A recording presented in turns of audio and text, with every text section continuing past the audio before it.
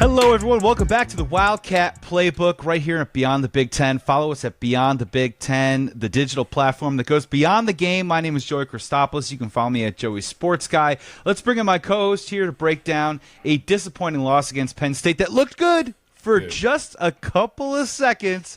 Let's bring him in. Fox 32's very own, CHGO's very own, West End Golf Club's very own, former Bears defensive end, Corey Wootton. What's going on, Joey? Good weekend. And a lot of the listeners might not know this, but me and you have done shows for a couple years now on numerous different networks. And this past Saturday was the first time we officially met in person. And it threw me for a loop because you're like, we dapped each other up, said what's up, and you're like, bro, this is our first time meeting each other in person. I was like, oh, shoot, you're right, man. And it just feels like I've known you for so long and, like, we've met each other before. But that was the first official time that we met, and it was awesome. We got a picture together. We put it on Instagram, and, yeah, I think the cameraman got it as well. So it was good to meet you finally in person. I feel like I've known you. I got Christmas cards from you. Joey and his wife do all these silly Christmas cards every year with those old 80s, like, you know, what are those the 80s, like lightning, you know. Yeah, vintage neon, I don't know, yeah. hair metal. Yeah, when we were kids, you know, our school pictures, it would be that laser background, like that laser. That's what he did with, like, these crazy sweaters and, like, you know, the weird, like, hand on the chin with a cat. So, yeah, I feel like I've known Joey for a while, but it was good to finally meet him in person and run the tailgate, which was a great event, the Beyond the Big Ten tailgate, hosted by Tail Greeter, and it was awesome there. My family came out. A couple of my friends came out as well.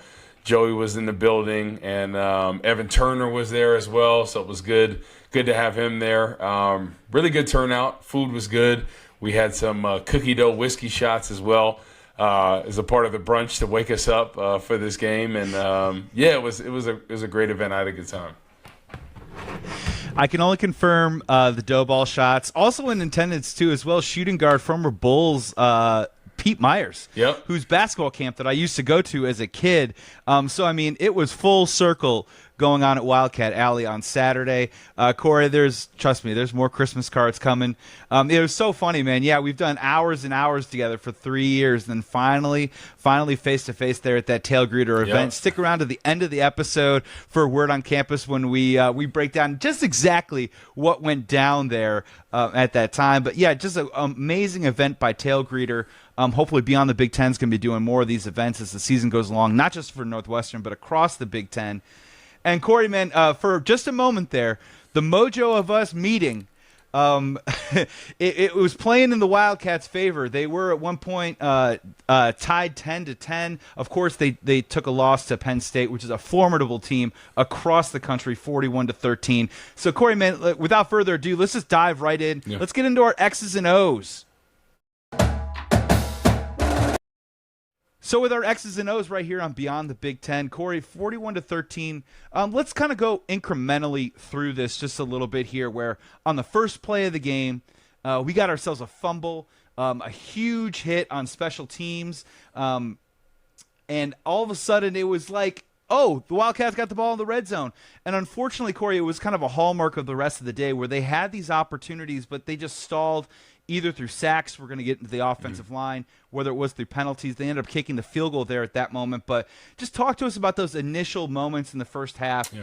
And the Wildcats, again, staying in it against a great opponent. Exactly, especially against Penn State when last week they played lights out against Iowa, right? They held Iowa's offense to 75 or 72 total yards of offense. So we knew this was going to be a great defense in Penn State. So the Wildcats having the turnover on the opening kickoff was huge. But in that situation, when you have the ball in the red zone, you got to capitalize with 7 and not 3. You know, they were able to get the field goal there and then, you know, played pretty well defensively in that first half, right? They were able to kind of hold that Penn State offense, Alar and company, at bay, you know, 10-10 game, you know, especially to get that touchdown. The Ben Bryant sneak play, it kind of looked like the Eagles, Jalen Hurts and crew, you know, kind of that rugby scrum, pushing forward, get in the end zone. So this is a game that I said from the beginning, I said, this is classic Northwestern, right? I would not be shocked if they went out there and beat Penn State. And what we saw in the first half was a team that was fighting, a team that was scratching, that was clawing. Everything wasn't pretty, but they were putting together a pretty good first half, especially defensively, especially against a talented team like Penn State that's in the top 10. So hats off to Northwestern in that first half. But in the second half, they really weren't able to make those adjustments like we saw. Defensively, weren't able to cover those talented receivers. Offensively, weren't able to, contain the rush of Penn State. They were able to fluster Ben Bryant and company and really get home with some sacks and some errant throws. And Northwestern offense just couldn't make it to mark in that second half. Corey, it was 20-10 in the third quarter, and Northwestern went for a fake punt in the moment. Unfortunately, it did not work out.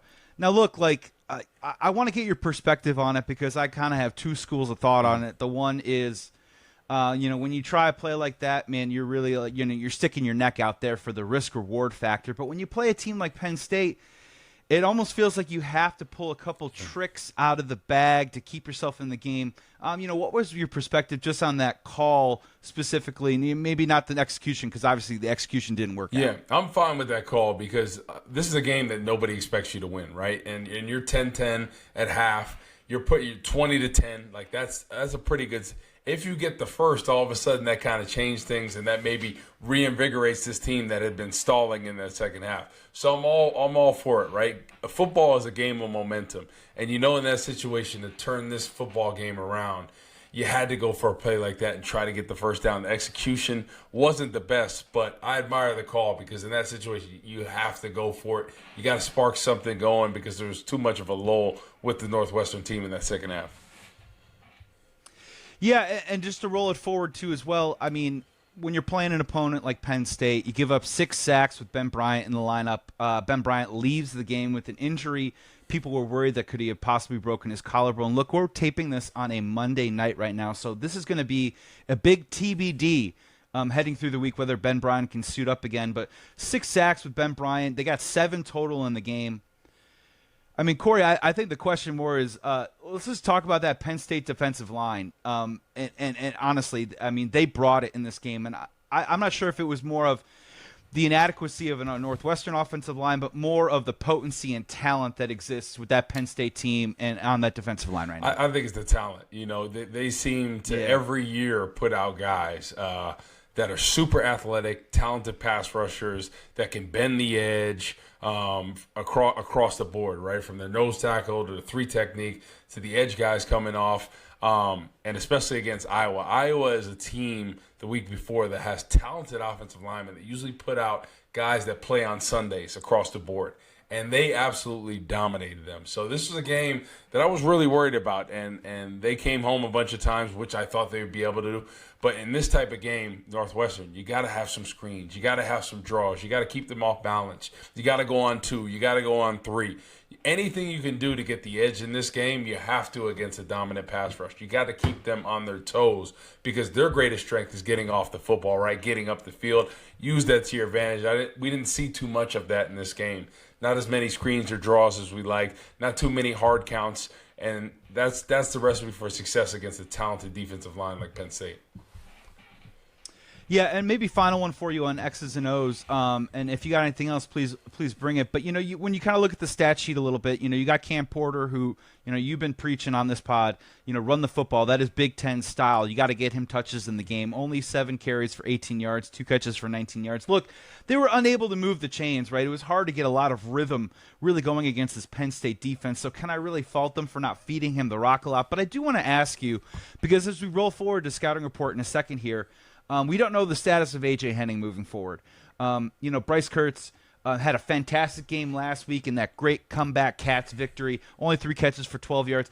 Can you let's give some shine to Cam Johnson just really quick. 6 receptions for 81 yards. This guy isn't necessarily finding the end zone, but Corey, this is a solid receiver for this offense right now, a safety blanket. And if we're talking about the uncertainty of Ben Bryant moving forward, a guy like Cam Johnson is a guy that maybe you can hang your hat on moving forward to Howard next week. Oh, 100%. And we still have to see what's going on with Henning as well, right? He was banged up in the game. Yep. But Cam Johnson is kind of that security blanket like you were talking about. Runs really good routes. is not an absolute burner out there, but he's got sure hands, and that's something that you need in a team that's kind of struggling to get things going. So I look for them to rely on him big, whether it's Sullivan or Ben Bryant if he's able to play next week. So I wouldn't be shocked if Sullivan's playing, if Ben Bryant's kind of – because this is a team in Howard that Northwestern probably thinking, hey, this is a game that we can win here. But I'm telling you, Howard has put up some numbers, especially the quarterback. I think he has 8 touchdowns and 1 interception throughout the first 5 games of the season. So he looks pretty good out there. So this could be a trap game for Northwestern, honestly, where you're thinking it's homecoming. You know, this is a game that we should easily win. Hey, it's come back to bite you in the you-know-what. My sophomore year, we played New Hampshire, right, when Chip Kelly was the coach. And I'm telling you, we got our butts whooped by a 1AA team. Their offensive line was as small as can be. They had some talent at the skill positions, and they beat us. They whooped us, and that was the most embarrassing thing. After that game, you know, you kept your head down, and all they saw on the ticker was New Hampshire upsets Northwestern Wildcats, 1AA team, blah, blah, blah. And then, you know, you want to avoid that. So this is a big week for them. And, you know, they're going to look to rely on you know, a guy like Cam Johnson to step up big, especially if Henning's out. Perfect transition, my friend. Let's kick it over right now. The Wildcats are 2-3, but next week they stay at home and they face Howard. So let's talk a little scouting report. Yep. Scouting report time right here on Beyond the Big Ten. I'm Joey Christopoulos, my co-host, superstar, former Northwestern superstar, Corey Wootton. So Corey, you just alluded to it a little bit. You know, when we're talking about trying to find some wins on the schedule for the Wildcats, Howard pops up on homecoming weekend at home, and you say to yourself, this is a great opportunity. But again, as we mentioned in this podcast, we do not know the status of Ben Bryant right now. They may be without their starting quarterback. Maybe they go to Sullivan. They may be without A.J. Henning, who honestly isn't lighting up the box score and filling it with stats, but he's been finding the end zone, and that's been a huge part of the Wildcats' success early on in the season. So, Corey, man, at home versus Howard, you know, what do you think is going to be the big key here for success and a victory in Evanston coming this weekend? I think it's starting fast, right? Especially offensively, right? Being able to start out the gates, get a touchdown, not a field goal when you're in the red zone, be able to capitalize on those red zone opportunities. And defensively, it starts with getting pressure on the quarterback, right? A guy that's really stepped up is Saka. He's been huge in there. He's a dominant pass rusher. Remember I talked about the get off. You don't see as much from college guys. What I see from him is consistent get off. He had a huge sack in the game in that third quarter. But he's a guy that can be a difference maker out there, and especially when there's a talented quarterback in Williams that's put up some numbers out there. 8 touchdowns, 1 interception. They have a guy in Wheeler, a running back, that hasn't played as much as he'd like, but he's averaging 10 yards a pop. I mean, unbelievable. He's got some juice over there. He has a long carry of almost 60 yards. So this is a team that has some weapons on there. And I always said, Joey, the 1AA teams, they have a lot of transfers from D1. And all of a sudden, the main difference is the linemen up front. You know, the linemen are usually not as big, not as talented, you know, as the D1 guys. But the skill positions, they have some dudes over there. So Northwestern really needs to start fast defensively, be able to get off the field and pressure the quarterback, something that they've struggled with the exception of Sacco. Yeah, and Wheeler's been a threat in the passing game too as well. So when you're looking at the Wildcats defense, of course we like to hang our hat on Mueller and Gallagher. You know, the linebacking core is the strength of the team. But you teased it a little bit, Corey. You know, what is your message to this defensive line from Northwestern coming into this weekend, especially if we have an offense that might be compromised? Yeah, especially a guy like Story to step up, right? He's a guy that we talked about in the preseason, right? When are we going to see it? When are we going to see it, When Corey? are we going to see him, right? We've seen a couple flashes here or there, but every great defensive line has that dominant 3 technique that steps up, that's able to get pressure in the run game, that's able to win their rushes one-on-one on a guard. So Story is a guy that needs to step up. That's what we need in there. And I think it'll make everything that much easier for the linebacking core and the guys on the edge as well. So Story, you know, I need a big game from him, especially this is a game where he should dominate Howard's offensive linemen, right? Because that's the key area. They're going to be undersized up front. Story has to make his mark. This is a tough question, Corey, but let's take a dough ball shot right now. Do you got a final score? Are you willing to do it? Or, I mean, it's tough, right? We don't know who's going to be under center for the Northwestern Wildcats, but do you think they have enough? I mean, and also maybe on top of that, too, I mean, is this a game where maybe now Jack Lausch gets those 5 to 8 touches Yeah. In this game to try and mix some things up. What do you think final score could possibly be for Northwestern versus Howard this weekend? Yeah, I would love, especially if Ben Bryant's not in there, Lausch to get some more carries, right? Because I think this is a different element that you could bring him in and be able to run the football as well, especially on short yardage situations, just as a change up. Maybe have some plays off that where he does pass the ball if you feel comfortable with that. But I think this could be a huge game where they can try some things out, offensively and see. Because it's been a lot up and down, right? The Minnesota game was good, but for the most part, it's been very inconsistent offensively. So I want to see, Cam Porter get some touches. I really want to see it because he is a dynamic guy, and I feel like they haven't utilized him. There's no reason why he should only get 7 touches in a game, right? He should be in more of that 15 to 20, if not more. Rely on him, especially when you're trying to get things going, especially if a guy like Ben Bryant can't play. And defensively, I want to see the pass rush, right? That's something that's been very inconsistent. I want to see the pass rush this week because Howard's going to look to sling that thing. They have a talented quarterback, and it would be a huge game, a confidence-building game defensively, even if it gets a 1AA team, to really rack up the sacks, rack up the pressures, get that confidence defensively because that's something they've struggled with at times, being able to stop the run, being able to stop the pass and zone coverage and whatnot. So this is a big game this week. Homecoming, this is a must-win game for Northwestern, right? At this point, you can set yourself up 3-3 going into another Big Ten opponent, which would be a great thing. Yeah, and we've talked about it a little bit this season where, when we got off to that rocky start, and then you start to see the offense click a little bit, what sort of happened is they diversify their portfolio. That's been kind of my theme a little bit to try and open some things up. So when you're talking about an opponent like Howard and you're talking about possibly being without an A.J. Henning or your quarterback, again, when you saw Joseph Hyman take that screen pass and take it to the house, you're like, well, can we figure out ways, play calls, to get him in situations to possibly help us out, right? Bryce Kurtz, great game, 205 receiving yards, and then didn't really do much against Penn State. Can we get him rolling again? Utilize what you have around you and try and get those play calls a little bit to put yourself in a position to succeed if you maybe have an inexperienced quarterback at the helm. Corey, do the Wildcats win? Yes, they win this one. Yes. But I think this is going to be a little too close for comfort game, right? I think this is kind of a trap game, and I think Howard has some talent, especially at the quarterback, running back position. They got some receivers that could play. I think this is going to be a tight one. I think it's 28 to 20. Cats win. I think Howard scares them a little bit, but I think they pull it out and go to 3-3, which would be huge, especially going into the following week against Nebraska, a team that's very beatable. And then all of a sudden you're looking at a Cats team that's 4-3. That's 2 games away potentially from making a bowl game. So I think that could be a huge momentum to win back-to-back games with Howard and then Nebraska, which is a very winnable game if they play well, they play offensively how they did against Minnesota.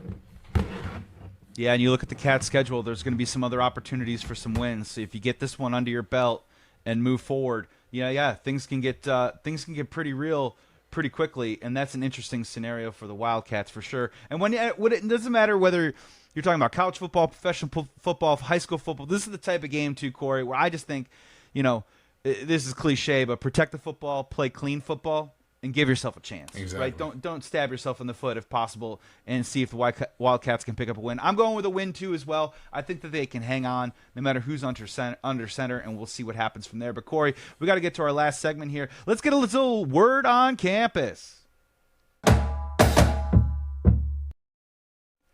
Word on campus right here on Beyond the Big Ten. The Wildcat Playbook with former Bears defensive end and Northwestern standout Corey Wootton. Corey, man, let's just start first. We talked a little bit. We teased it. We went to a fantastic event this weekend brought to you by Beyond the Big Ten and Tail Greeter. We had Mission Barbecue out there. As you mentioned, we had some dough ball shots for everybody to get kind of loose and get ready to possibly shock the world. As you mentioned, Evan Turner, our man in charge, Ohio State standout, NBA star Evan Turner was there. Former Bulls shooting guard Pete Myers was there, among many others. Corey, I was just struck by, this was my first time in Wildcat Alley, right? It was my first time stepping on that grass of the practice field, taking it all in. We had the marching band come in and practice right next door. You could just feel the energy. And it was just really great where until you can read all the headlines in the newspapers and all this stuff all you want, but when you get there and you see that everybody and the passion still for Wildcat football and the people coming out to tailgate getting ready to support the team, it was palpable. It felt so good. And Corey, man, I just think it was really special, man, that as a former player like yourself, an alumni, honestly, in my opinion, a legacy alumni, to come back and to be around the fans and to be there for it. I just think it was really special, man. And I just want to get your perspective on how it feels to just come home. Yeah, come home and walk around, see all the old faces and stuff, and just be around it, man. No, it felt good. It definitely feels a little weird, to be honest, just because of everything that happened with the off season and all my former teammates and how people felt a certain type of way about how everything unfolded. So it definitely was a little bit weird. I wasn't sure when I'd come back, but it did bring up all these great memories, right? Of when the band is playing, Ryan Field when the fans are rocking, the tailgating aspect of it, just people excited about college football, and it brought back all those great memories of from when I was first there as a freshman all the way to the time I graduated, and what the program became from when I first was there and how we grew things. So, and then being there with one of my best friends in the world, Prince Kwatang, who you met as well, that was at the tailgate with his family, and my kids were playing with his kids. So it was awesome to see the legacy of our children coming to a Northwestern game and playing together, and being in Evanston and then going to the city of Chicago afterwards. It was just an awesome experience, and it definitely made me miss college football for sure, because there's nothing like that, right? I played in the NFL and that was awesome, but there's nothing like the brotherhood, the camaraderie of a college football team. These are guys that you come in together with. You're basically boys, and you leave the program as men, and that's something that I will always remember. And Northwestern was one of the best times of my life, regardless of how anybody felt about anything. I had such a great time there, and I wouldn't do it over any other way than exactly how everything unfolded with my career, the choice I made to go to Northwestern.